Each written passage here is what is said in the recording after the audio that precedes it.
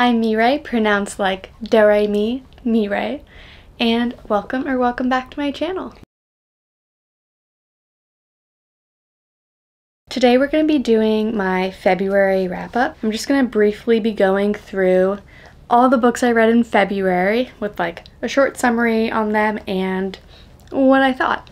I do kind of want to do some videos where I go more in depth on a few of the books that I read, so if you'd be interested in some more in-depth reviews, let me know. I can do that. I was thinking of doing it for Serpent and the Wings of Night and The City of Stairs, but if there are other books that you'd like to see an in-depth review on, let me know. I also wanted to give a quick thank you to everyone who subscribed from the last video. There are 50 of you who have subscribed to my channel, and I'm so thankful for each and every one of you. When the subscriber count goes up by one, each time I'm like celebrating. It's very exciting. So thank you. We have a small little community here now. Let's get into the books.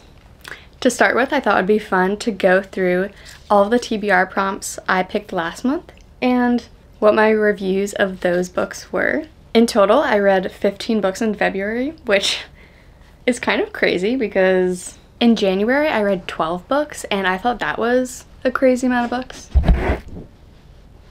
But 15, absolutely wild. Let's go into the prompts I picked last month. So first we had Fake Relationship Trope. For this I picked The Deal, which I actually just finished like 2 days ago. The Deal is a hockey romance book and it is about Garrett, our hockey player, who is struggling in a English class, and so he enlists the help of Hannah, and she also happens to have a massive crush on this basketball player, which, how is that relevant, you ask? Well, because Garrett is so popular and, you know, the captain of the hockey team, being with him is like a status symbol and it just instantly makes other guys interested in you and, you know, want to date you. So the deal they have is she'll tutor him, and in exchange he'll go on like fake dates with her and, you know, do this whole fake dating thing so that her crush gets interested in her and, you know, she can go date him. Overall, I gave this 4 stars. It's actually my favorite hockey romance book that I've read so far. There was some spice. There was actually some plot that happened in the spicy scenes. You could probably skip them and still enjoy the book, but it's not crazy full of spice, which I appreciate. One thing I really liked about it was Garrett, our male main character. He was just so sweet and so thoughtful. It was heartwarming. If you liked Icebreaker, he's very similar to Nathan in Icebreaker. I will say I didn't like Icebreaker, so having a book with, you know, a similarly thoughtful and like caring main character, but, you know, more enjoyable, was great. It's a great alternative to Icebreaker if you didn't like Icebreaker. If you did like Icebreaker, definitely read The Deal. You know, similar vibe. Also some found family. Yeah, and if you're looking for a hockey romance book in general, I'd pick up The Deal. A book in an isolated setting. For this one I read Rock, Paper, Scissors, another fantastic book. Overall I gave it 4.25 stars. I thought it just deserved the extra oomph, you know? Throughout it, you definitely get the vibe that it isn't so much like a third party that is providing the thriller aspect. You know, it's maybe just weird things going on with the house, but also like the main thriller aspect comes from like the married couple themselves who go to this isolated kind of chapel in the woods to stay for a weekend. They're having like a rough spot in their marriage. That's why they had the, you know, isolated getaway weekend. And like reading it like really feels like they hate each other, and I'm like, are you guys gonna kill each other? Because I don't really see anyone else around who is out to get you. So that was fun. That was interesting, and there is an interesting twist at the end. I will say I did guess the twist for the most part, like before I even started the book. It's still like different than I initially thought. So there's still aspects where like I think if you reread the book, it would be like an enjoyable experience to see like how everything's connected and how the ending makes sense, because I did I did have to think for a second on the twist in this one. I was like, I don't know if this makes sense logically based off of what we've already read. Next one, a horror novel. I actually have this one, so let me go grab it. A horror novel. I picked Misery by Stephen King. This is actually my first Stephen King novel, and it was so good. Like, the first 50% of the book, I definitely got more thriller vibes. Like, it wasn't super gory to start with, but it definitely gets there. Definitely gets horror-esque and bloody and gory. I rated this 4.5 stars overall. It was so good. Like, I could not stop reading. I actually had to like stop reading my other books because like I couldn't physically focus on another book while I was reading this because like I just had to keep reading, you know? Like I couldn't switch from horror to something else. 4.5 stars because, you know, it wasn't like my absolute favorite, but I really enjoyed it, and I think it was a pretty good start to horror for me. And I will say with Stephen King, he writes so descriptively. Like, it was like a whole new experience for me, a whole new reading experience. Like, I didn't realize you could be so descriptive in writing and not like make me annoyed with like how much we're describing like the scenery and what people are wearing, or, you know, how they're talking or look. That was good. That was fun. I recommend if you are not terrified by horror. Next, I had a genre you don't usually read, which is also horror. This was also my first horror book, but for a genre I don't normally read, I picked Mary Jane. Overall, I rated this 4.25. Again, it's very character driven. I mean, it's a coming of age story. Obviously, our main character, Mary Jane, grows a lot in this, and she is like being a nanny for this family down the street for the summer. She comes from a very like conservative household, and the family she's nannying for is very not conservative, like in the slightest. They do drugs, drink. Yeah, the dad's like a therapist, and so, well, he's trying to help this rock star overcome his drug addiction for the summer.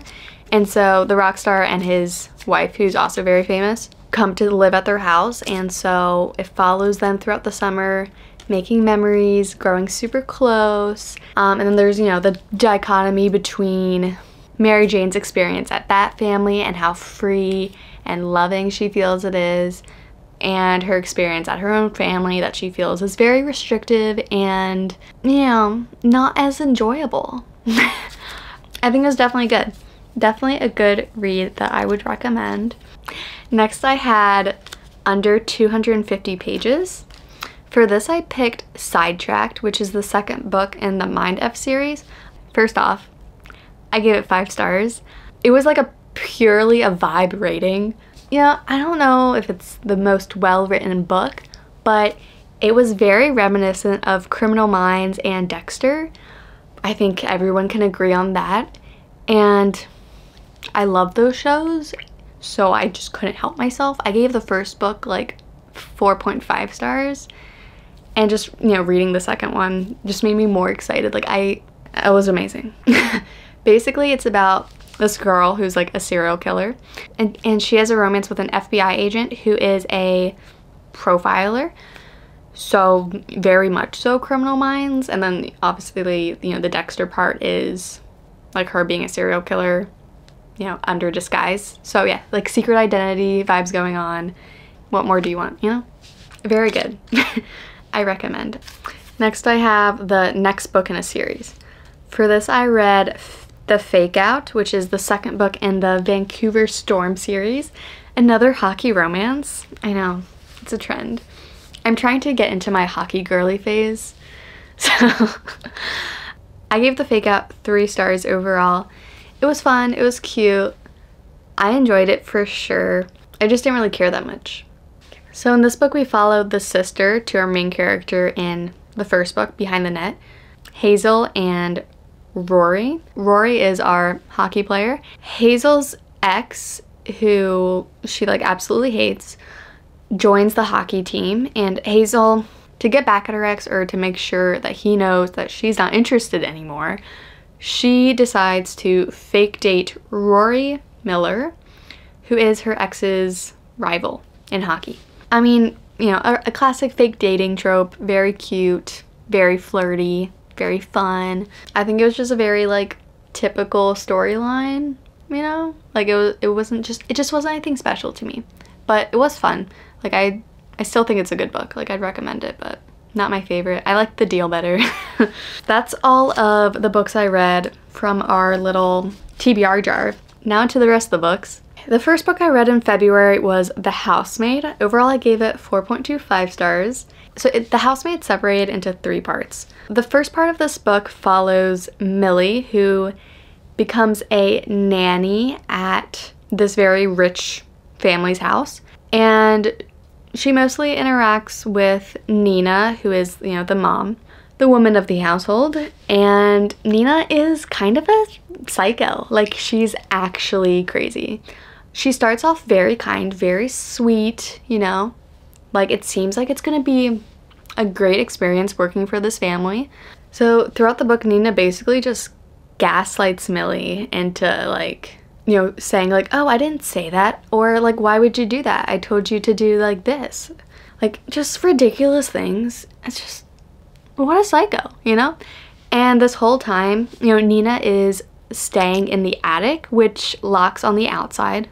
Very classic, you know, she's definitely gonna get trapped in the attic situation. And so you're just waiting the whole time for her to get trapped in the attic and like be tortured by this family. I did kind of guess the twist. The first part follows Millie and her experience at the house. The second part follows what happened before Millie got to the house. And then the third part brings us back to like present day, after what happens at the house like goes down, you know, the aftermath. Next I read City of Stairs. I listened to this on Audible, which I don't think was the right choice. I definitely should have at least read the first few chapters before picking up the audiobook. I did like the narrator for the audiobook. The names are what really got to me. Like I just could not remember each character's names. I could not keep track of who was who, and just made listening to it very difficult. Like, I think the book was actually itself very good. I just couldn't get as into it because I didn't know what was going on fully. I got there eventually, but I gave it 3.5 stars overall. It was good. I remember what happened still, but like I would have enjoyed it much more, I think, if I read the physical book, I think, or at least the first few chapters. Basically what happens in City of Stairs is there is this historian who gets like murdered suddenly, and it is a very big deal. And so our main character, our female main character, is also a historian, and she gets the task of investigating his murder and figuring out what happened and if there is like a threat to the society. I can go too in depth because I feel like it's a little complicated, but I will go more in depth in another video. But the background of the society is that it used to be like run by gods basically, and each like city was kind of a different god's domain, and then all of the gods were killed, but maybe one is coming back. And that is very scary for the people who run the city because they have kind of made it their goal to squash everything from the gods. Next I read Serpent and the Wings of Night, which is another book I was thinking of doing an in-depth review on, just because it was so amazing and I want to re-experience it again and again. I gave it 5 stars, obviously. So basically what happens in this book, if you don't know, Araya is the daughter of like the vampire king, and she's a human. She's an adopted daughter. You know, this whole society is run by vampires. She is obviously the prey in the society, and in order to become not the prey, more like the hunter, she decides to enter this tournament called the Kijari, where a bunch of usually just vampires compete in order to win. You know, if they win, then they get one wish granted, and everyone dies or is murdered, other than the one person who wins. So it's a fight to the death. Like, her love interest is also in the Kijari, so like the whole time I was reading it, I was like, okay, So I know there's a romance between the two of them. I know we're not gonna kill one of them because that would be insane, right? Like they wouldn't, you wouldn't do that to me, Carissa. So like I was thinking the whole time, like how could we possibly twist this to make them both come out of this alive? And there's like a few different possibilities, but the ending is not what I expected. I will say that. It did not come up in my list of possibilities. Not exactly. So highly recommend. Definitely read it. Next I have another audiobook. I listened to Sweet Talk. This was fine. It was alright. It was just kind of meh. I gave it 3 stars. This was another Cara Bastone book, which I've been listening to a lot of her audiobooks just because they're short and fun. It's basically about, so this whole Love Line series is about like, I guess people falling in love without like physically meeting face to face. So it's kind of like a pen pals situation, which with each of the books in this series, at least that I've read so far. You don't actually know the female main character's name until like the end, because she's met this guy she's texting through the whole audiobook, but like she's just embarrassed to admit who she is because she thinks that he will hate her once she finds out who he is. Yeah, they just have this very cute texting, calling relationship without knowing who the other person is. And it's cute, it's very cheesy. Then I read Hooked. I also listened to this as an audiobook. This is a dark romance book, which, you know, I guess I haven't read a lot of dark romances. I don't know exactly what qualifies. I kind of thought maybe I'd like dark romances, but I guess not. I didn't love this. I gave it 2 stars. Here's the thing. I liked the plot. I liked the idea. I just didn't love the execution, I guess. It's basically like a Peter Pan reimagining in a sense. Our main characters are Hook and Wendy. And Hook is obviously like, he's involved in some, you know, criminal businesses. He's murdered some people. He's kind of like the tough guy in town, you know. People respect him. He's nicer than people expect him to be, maybe. And he has a very troubled past, of course, as all villains do. You know, Hook is murdering people over here. And you expect us to, like, think they're cute together when he goes from brutally murdering someone to, like, flirting with her? You know, I like these, like, serial killer books. You know, like the Mind F series. But the vibe was just very different. He was, like, kind of psycho, crazy murderer. It just kind of gave me the ick. I don't know. I was like, why do you like him? And I get that she's from a very, like, toxic family, and maybe she's just, like, it's just kind of gross. I don't know. Then I read Mercury. This one I gave 4.5 stars. It's definitely more character-driven than anything. I mean, it's about a family of roofers. Like, you know, the dad's a roofer and he passes the roofing business on to his sons, and they have like a whole family business together, and roofing is life. The marriage with like the father and mother is kind of bad, and then you see, you know, one of his sons gets married, and it's kind of a question of, will their relationship end up the same as his parents? I like the family dynamics. You get to know the characters very well, like intimately well. And I really like that in a book. The ending was depressing. Literary fiction means depressing, obviously. Very good if you like more character-driven, kind of like slower paced in a sense, because, I mean, there's not as much plot, but I enjoyed it. I recommend it if you like literary fiction and character-driven stories. Then I listened to The Things We Leave Unfinished. I gave this 3.5 stars. We kind of follow 2 storylines in this. We follow Georgia Stanton. She's the great-granddaughter of a best-selling romance author, Scarlett Stanton. And Scarlett dies, and there is one book that she has that is unfinished. It's the thing she leaves unfinished. And it is the story of her life. Like, it is her love story. And so you follow her love story, like the great-grandmother's love story. And then you also follow Georgia's love story with this guy Noah, who is also a romance author. more like romance, literary fiction vibes, no happy endings, of course. And he is going to be finishing Nan's book. And Georgia, of course, cares very deeply for her Nan's book. And so she wants it done right. And I thought both stories were very cute love stories. At times I did kind of like want to just continue one story or the other and not just keep going back and forth between the two, but I just didn't particularly care too much. I guess I was reading some other very good books at the time and I just didn't care as much about this one maybe. Then I listened to The Starter X, which I gave 3 stars overall. This was just another short, fun romance, like rom-com audiobook. We basically follow this girl, Vanessa, who in college she started this little side gig of being people's starter exes. So when a girl would have a crush on a guy and, you know, maybe she would be scared of starting things off herself and like getting to know him, she'd be worried it didn't work out, or she just is having trouble getting him to be interested.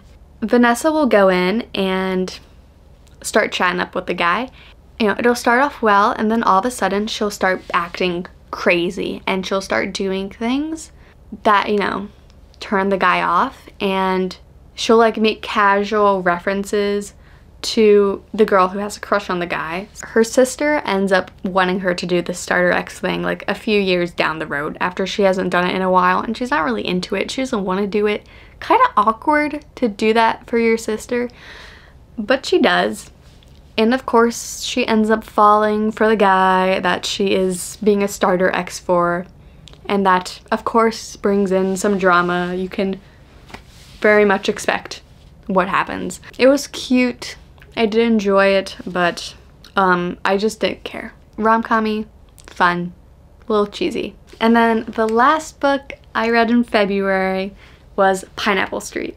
Really liked this. I gave this 4.25 stars. And I kind of like switched between listening to it and reading it on the Kindle, because I was listening to it and then I would like zone out for a bit and just completely miss whole plot points, and like I would be surprised by things that happen because I wasn't paying attention when it came up earlier, and it was a whole mess. So then I'd have to like read through and catch myself back up. So I think I would have enjoyed it a little more if I just paid attention like when I was reading through it the first time, but like I had to go back and reread it because it was really good, you know. I enjoyed it. This is basically following a very rich, high-class family in Brooklyn, and they live on Pineapple Street, of course. And it's, yeah, another very character-driven book. Each of the children are in different phases of their life. One daughter is like older with 2 kids and married. The son just recently got married, and the youngest daughter is kind of in like her bratty, you know, classic bratty, annoying girl phase.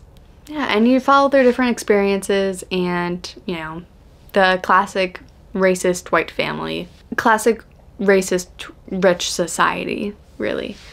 You know, it's fun like reading about rich people's lives. It's not as drama-filled, I've heard, as books like Magnolia Parks, which I have not read, but I feel like reading it got me kind of in the mood to read Magnolia Parks. I was like, I kind of like reading about these rich people living in New York. I kind of want to read more of this. I want to read more about rich people. Anyways, that is all. That is our February wrap-up. I think I went on way too long rambling, but there you go. Let me know if you want me to go more in depth on any of these books or any other books. What did you guys read in February? What have you been enjoying? Did you hate some of these books that I loved? Let me know down below. Anyways, I'll see you guys later. Bye.